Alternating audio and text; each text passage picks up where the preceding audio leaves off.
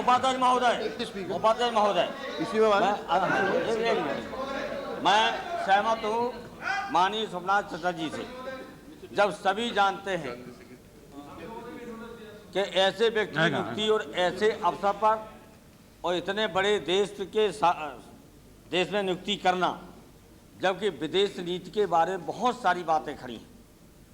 और हिंदुस्तान जो आज कुछ भी कहिए कूटनीति में असफल होता चला जा रहा है। ऐसे अवसर पर ऐसा व्यक्ति हो जिस पर सबको भरोसा हो, विश्वास हो। लेकिन आज सदन के अंदर मैं जरूर इस बात को कहना चाहता हूं कि इस तरह से जो पारदर्शिता बंद करो कहना और कहो मैं तो संघ परिवार को सब जगह नियुक्तियां करेंगे, प्राइमरी स्कूल से लेकर के राजदूत से लेकर गवर्नर तक, और जहां कर सकते करो। लेकिन कम से कम जहां देश का सवाल हो वहां कम से कम हम लोगों को न विश्वास में लीजिए, आपका अधिकार है, लेकिन ऐसा तो काम कीजिए जिससे लोगों का विश्वास हो। आज देश के सवाल पर लेकर के पूरा देश खड़ा है,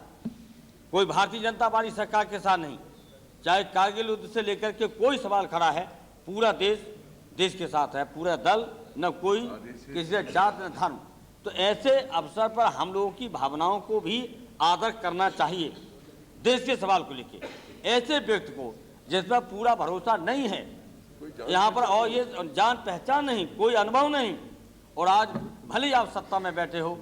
जो ऐसी विचारधारा से आज कम से कम 70% से ज़्यादा लोग अविश्वास करते हैं, उस विचारधारा का व्यक्ति अगर अमेरिका जैसे देश में नियुक्ति की जाएगी, सरकार का पक्ष रखेगा, मैं समझता हूँ कभी नहीं सकता है। अब मैं ये जानना चाहता हूँ क्या मजबूरी है,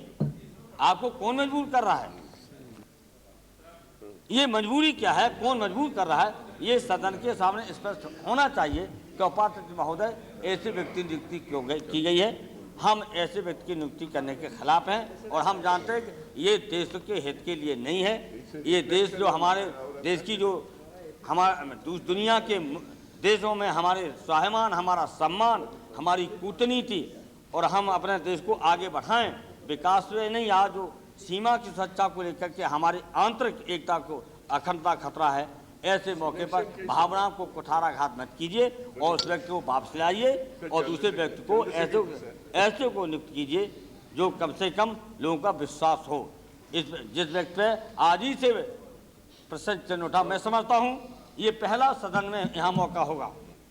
कि ऐसे व्यक्ति की नियुक्ति पर ये सवाल उठाना पड़ा। मैं ये समझता हूँ पहला मौका हुआ